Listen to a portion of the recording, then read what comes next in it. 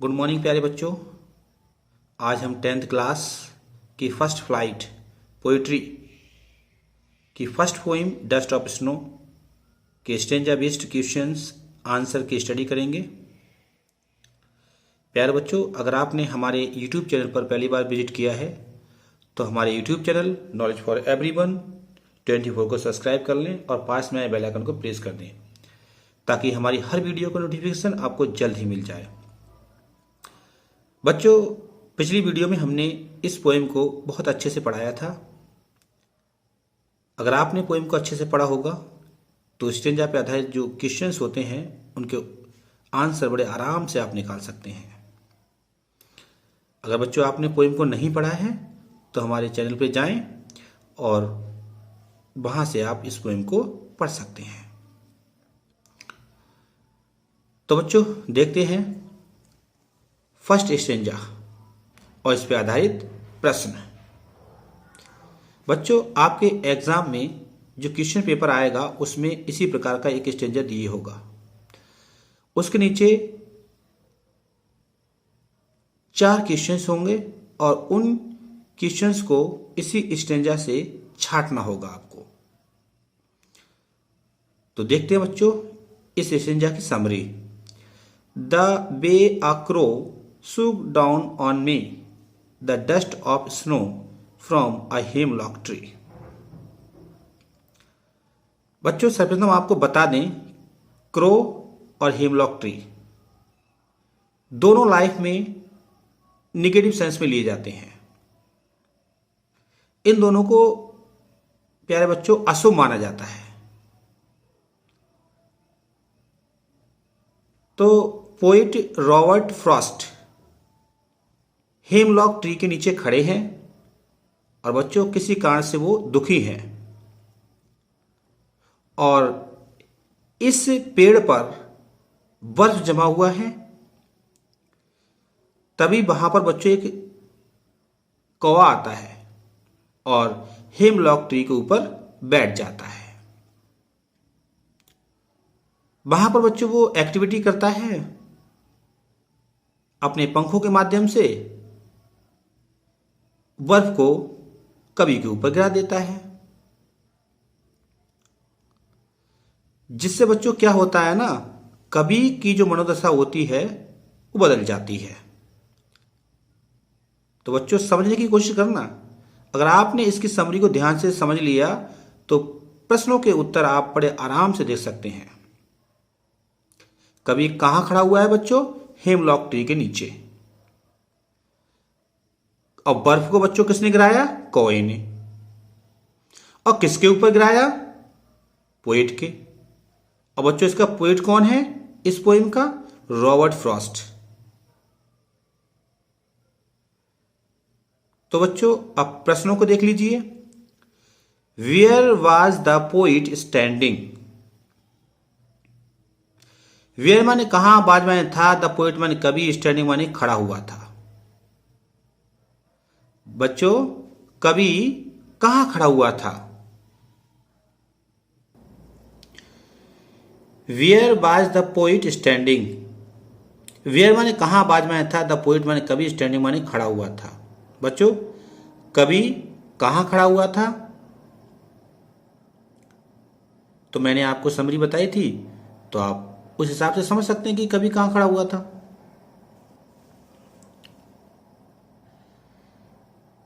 The poet was standing under the hemlock tree. The poet माने कवि, बाज में था, स्टैंडिंग माने खड़ा हुआ था, अंडर माने नीचे, द हेमलॉक ट्री। बच्चों पोइट हेमलॉक ट्री के नीचे खड़ा हुआ था। अब इसी स्टेंजा पे आधारित हम सेकंड क्वेश्चन देखते हैं। Who was sitting on the tree. Who माने कौन, बाज माने था, सिटिंग माने बैठा हुआ था, ऑन द ट्री माने पेड़ पर। बच्चों पेड़ पर कौन बैठा हुआ था? तो हमने आपको बताया था कि एक कौवा आता है और उस पेड़ पे बैठ जाता है।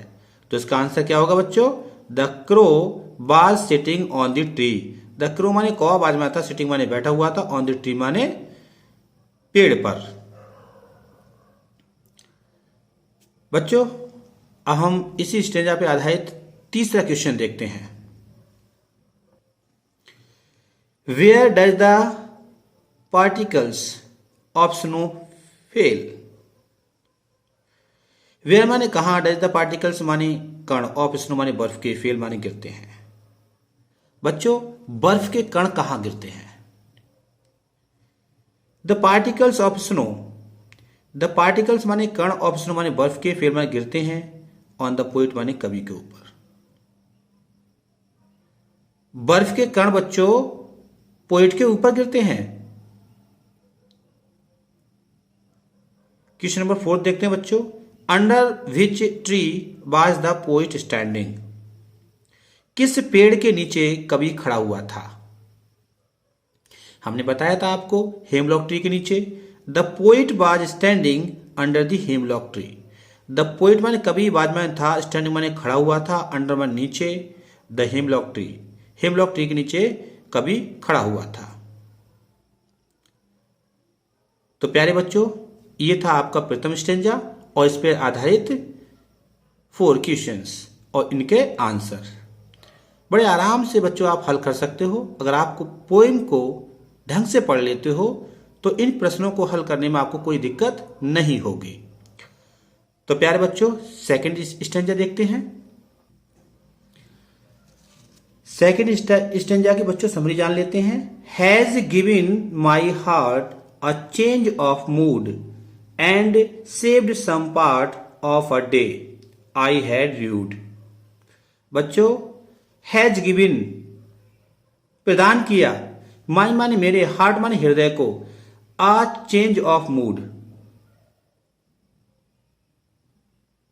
बच्चों मेरी मनोदशा को बदल दिया, अ चेंज ऑफ मूड, मेरे हृदय को परिवर्तित कर दिया। चेंज में होता है बच्चों बदलना। मेरी मनोदशा जो थी उसको बदल दिया, मेरे हृदय को बदल दिया, and saved some part of a day, और दिन का जो शेष भाग बचा हुआ था, आई हैड रूड, जो बर्बाद हो रहा था वो बच गया। बच्चों कवि की मनोदशा को, कवि के हृदय को किस चीज ने परिवर्तन किया? जो उस कौवा ने बर्फ के कणों को उसके ऊपर गिराया था उसने ही उसकी मनोदशा को चेंज कर दिया, हृदय को परिवर्तित कर दिया, और उसका दिन का जो शेष भाग था जो बर्बाद हो रहा था वो अब बच गया बच्चों। तब इस पर आधारित बच्चों प्रश्नों को देख लेते हैं। Did the poet remain happy during the rest of the day? Did माने क्या, the poet माने कवि, remain माने रहा, happy माने प्रसन्न। क्या कवि प्रसन्न रहा during the rest of the day, बचे हुए दिन के दौरान? क्या लेखक बाकी के दिन में खुश रहा?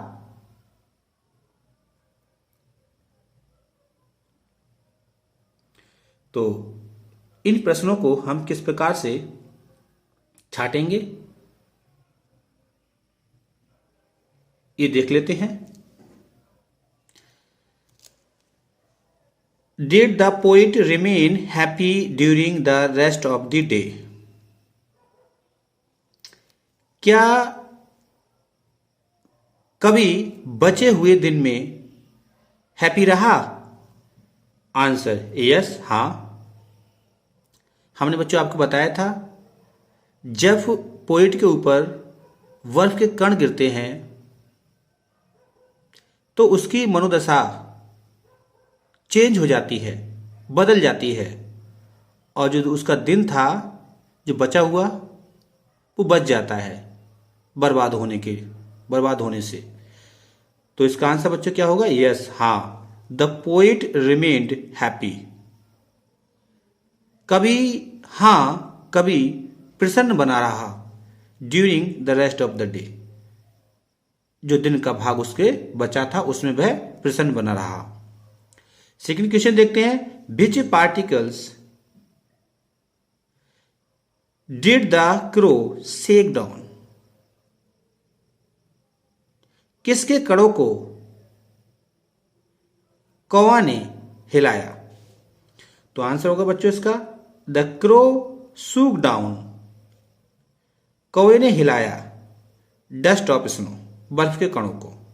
बच्चों कौवे ने बर्फ के कणों को हिलाया। इसका आंसर बच्चों बहुत सिंपल है, आराम से आप कर सकते हैं। क्वेश्चन नंबर सेकंड थर्ड देखते हैं। By whom the poem dust of snow is composed bye, किसके द्वारा कविता डस्ट ऑफ स्नो रची गई है? इसके रचयिता कौन है? The poem dust of snow is composed by Robert Frost.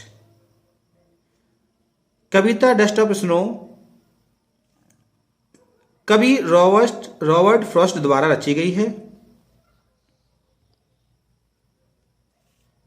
Question number fourth देखते हैं बच्चों। Here I stand for the, यहां पर आई किसके लिए स्टैंड है? तो बच्चों ट्री के लिए नहीं, क्रो कौवा के लिए नहीं, पोइट कवि के लिए यस। तो बच्चों इसमें ऑप्शन नंबर सी ठीक होगा, आई कवि के लिए स्टैंड है।